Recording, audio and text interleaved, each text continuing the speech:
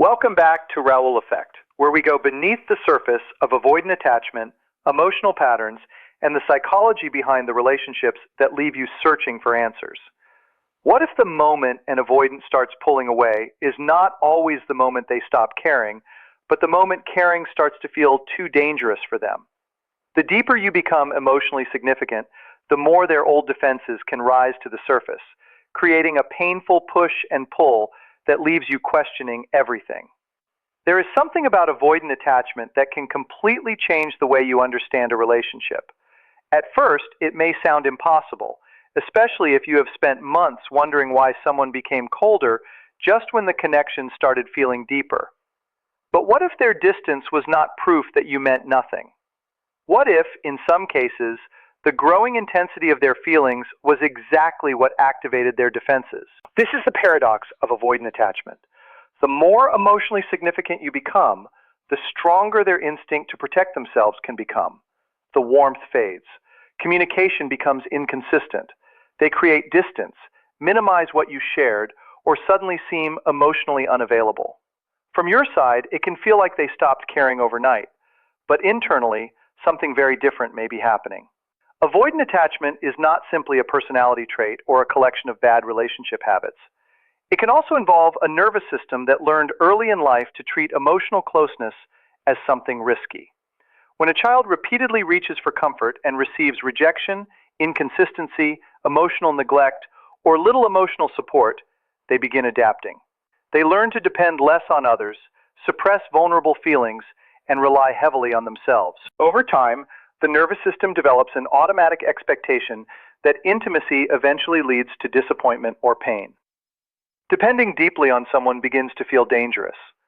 Loving someone becomes connected with the possibility of losing control, getting hurt, or being overwhelmed. That conditioning does not disappear simply because the person grows older. So when genuine intimacy begins developing, their nervous system may react before their conscious mind even understands what is happening. They may withdraw, become distant, focus on your flaws, lose themselves in work, suddenly become unavailable, or convince themselves that something about the relationship is wrong. That behavior can hurt deeply, and understanding it does not excuse it. But there is an important difference between someone deliberately trying to hurt you and someone reacting automatically from an old protective pattern. And this explains something that confuses so many people. Why were they so loving in the beginning? Why were they attentive, affectionate, open, and emotionally present, only to become distant later? Because early intimacy may not have activated their deepest defenses yet. In those beginning stages, the connection can feel exciting without feeling overwhelming. They can enjoy the closeness because the emotional stakes have not become intense enough to trigger their internal alarm system. Those early moments were not necessarily fake.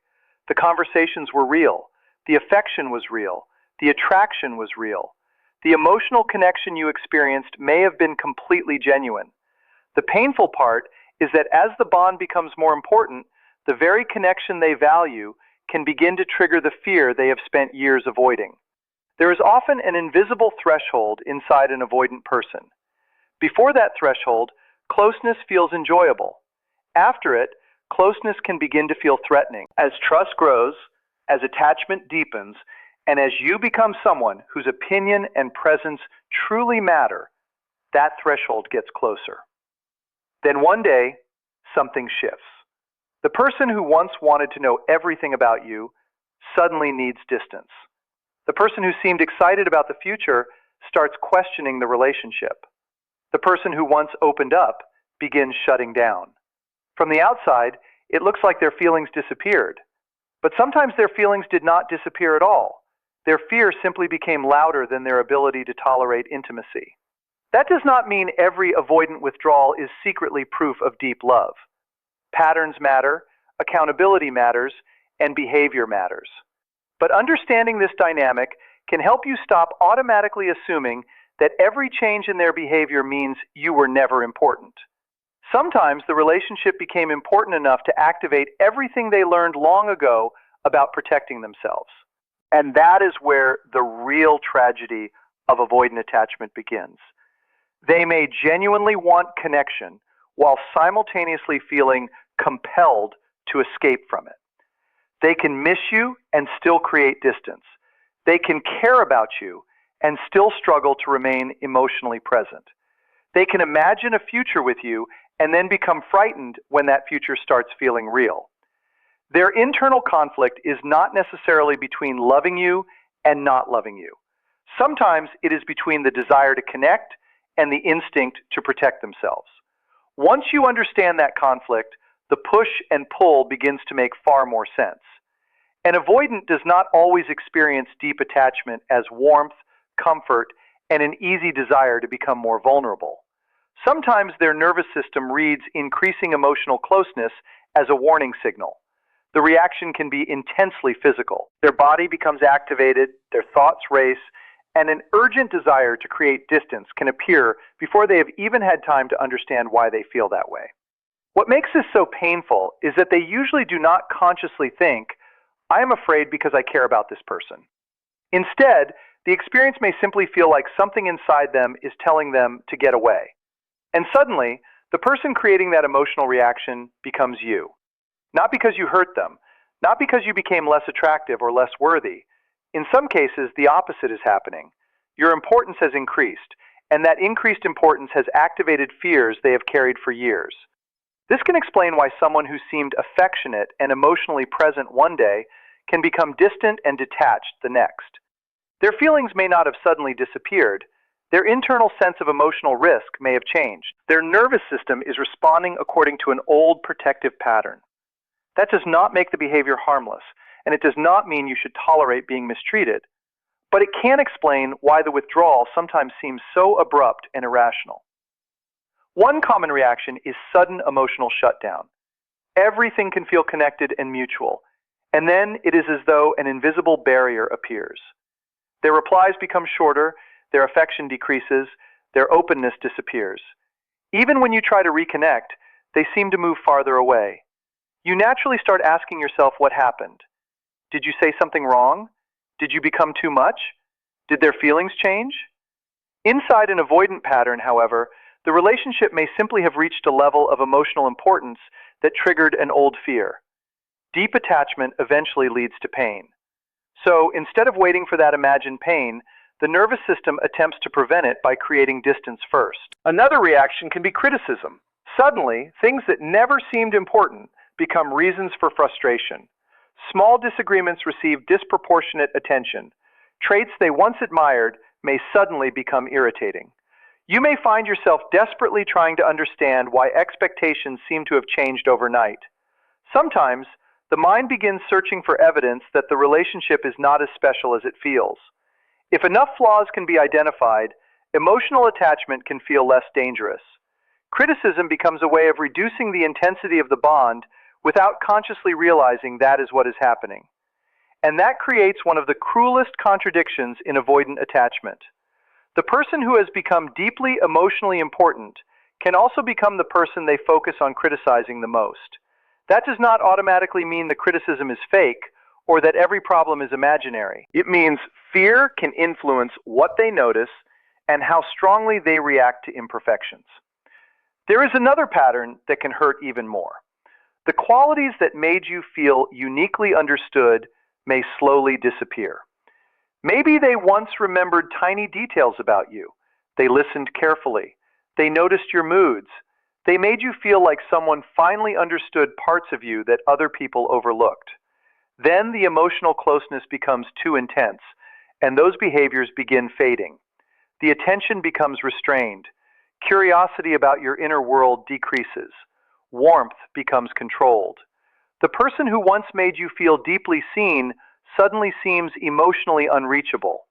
Naturally, you try to bring that connection back. You communicate more. You ask questions. You explain yourself. You try to recreate the closeness that existed before. But your attempts may be experienced internally as even greater emotional pressure. You move closer. Their fear increases. Their fear creates more distance. That distance makes you reach harder. Your increased effort creates even more pressure. And suddenly, both people are trapped in the same cycle, each responding to their own nervous system. Eventually, you may find yourself asking the most painful question of all: what did I do wrong? Please hear this clearly. Their withdrawal does not automatically mean you became less worthy of love. Sometimes the relationship simply became important enough to activate defenses that existed long before you entered their life. But understanding that distinction comes with an important responsibility. Psychological insight should never become an excuse for accepting ongoing emotional harm. You can understand why someone withdraws and still decide that their behavior is not acceptable for you. You can recognize their wounds without taking responsibility for healing them. You can have compassion for their fear without sacrificing your own emotional well-being. Understanding someone is valuable. Abandoning yourself to accommodate their defenses is not. The goal is not to become so patient that you tolerate anything. The goal is to understand the pattern clearly enough that you can make healthier choices about what you are willing to participate in. That is not what this conversation is about. Understanding why someone behaves a certain way does not mean you have to tolerate that behavior forever. Knowing that avoidant patterns may come from fear does not make repeated emotional hurt acceptable. You can recognize the love beneath someone's defenses and still acknowledge the damage those defenses are causing. You are not required to stay in a relationship where your emotional health is constantly being sacrificed simply because you understand the other person's wounds. Understanding gives you perspective. It does not cancel your boundaries. And perhaps the most important thing this understanding can change is the story you tell yourself afterward. A lot of people walk away from relationships with avoidant partners carrying a painful belief into their next relationship. They think, the closer they got to me, the worse they treated me. Maybe the real me was disappointing. Maybe once someone truly knows me, they eventually stop wanting me. That story can feel convincing because the experiences behind it were real. The distance happened. The affection changed. The confusion was real. The rejection hurt. But the conclusion you drew from those experiences may be completely wrong. In many cases, the opposite was happening. The more deeply they connected with you, the more emotionally significant you became. As your importance increased, so did the alarm inside a nervous system that had learned to associate intimacy with danger. And when that alarm became louder, their defenses became stronger. So their behavior became more painful at the exact point when you mattered more. You did not become less valuable because they pulled away. You may have simply become more emotionally important than their conditioning knew how to handle. That distinction can be incredibly freeing. You were not necessarily too much. You may have represented a level of emotional closeness that their nervous system had never learned to tolerate safely. For someone who has spent years expecting intimacy to eventually bring pain, genuine love can feel frightening because it also creates something they fear losing. And understanding this is not about convincing you to wait. It is about helping you stop carrying blame that does not belong to you. Now comes the obvious question. Can an avoidant actually change? Yes, they can. But strong feelings alone are not enough. Avoidant patterns are learned protective responses, which means new responses can also be learned. A person can gradually develop healthier emotional regulation. They can learn that closeness does not automatically mean losing themselves. They can develop more secure ways of communicating, connecting, and handling vulnerability. But that transformation requires intentional effort. Wanting love is not the same as having the emotional skills necessary to sustain it. Real change requires self-awareness, accountability, honest reflection, and often professional support. It means learning to stay present when vulnerability feels uncomfortable, instead of immediately escaping from it. It means questioning old beliefs and practicing new responses again and again. And that process can be difficult because it forces someone to confront the very emotions their defenses were designed to avoid. Healing rarely happens overnight. It can take time, discomfort, setbacks, and consistent effort. Someone may have spent decades protecting themselves through emotional distance, so developing a different way of relating will not happen simply because they met the right person. And this is where you need to remember something important. You cannot do that work for them. You can encourage someone who is genuinely trying. You can support healthy change, but you cannot heal another person's attachment wounds through patience, reassurance, sacrifice, or loving them harder.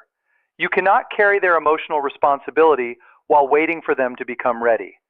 I have seen people spend years believing that if they remained understanding enough, patient enough, and loving enough, eventually the person would finally feel safe and everything would change.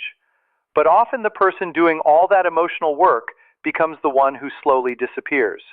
First, they become tired. Then they start questioning their instincts. Then they begin accepting behavior they once would have considered unacceptable because they believe they are helping someone they love. Eventually, they realize something painful. They have been protecting another person's comfort while abandoning their own emotional needs. That is why this distinction matters so much. The healing belongs to the avoidant. The boundaries belong to you. Their fear may explain their behavior, but it does not make you responsible for enduring it. If they genuinely want a healthier relationship, they must eventually choose the work themselves. And if they do not make that choice, you are allowed to make a different one for yourself.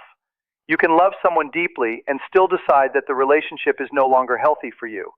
You can understand their wounds without becoming wounded alongside them. And sometimes the most loving thing you can do for yourself is stop waiting for someone else to become ready while your own life continues passing by.